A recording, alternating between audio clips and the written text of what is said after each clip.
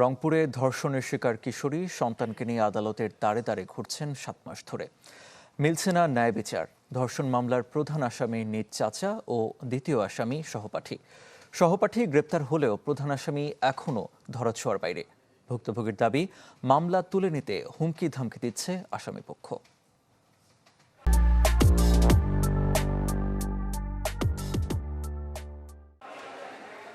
ধর্ষণের পর জন্ম নেওয়া সন্তানকে নিয়ে মায়ের সাথে আদালতে এই কিশোরী 7 মাস ধরে এভাবে ঘুরলেও মিলছে না ন্যায় বিচার।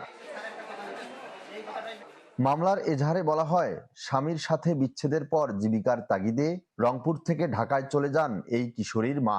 মেয়েকে রেখে যান চাচার বাড়িতে। অভিযোগ ওঠে চাচা নাজমুল ইসলাম তাকে ধর্ষণ করে।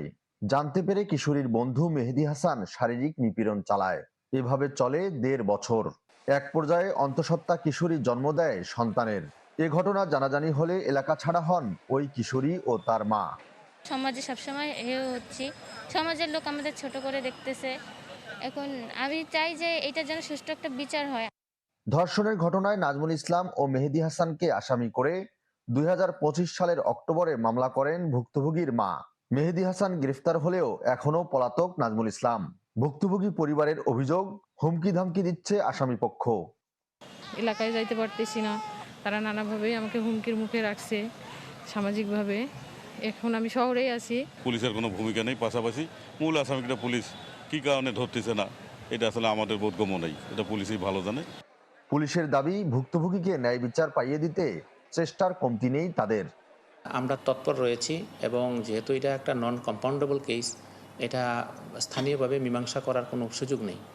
এটা আইনগত প্রক্রিয়ার মাধ্যম দিয়ে এটা একটি ন্যায় বিচার পাবে এবং আমাদের পুলিশের যে জুডিশিয়াল জাস্টিস সিস্টেমের যে পার্টটা রয়েছে সেটা আমরা করার জন্য তৎপর রয়েছি।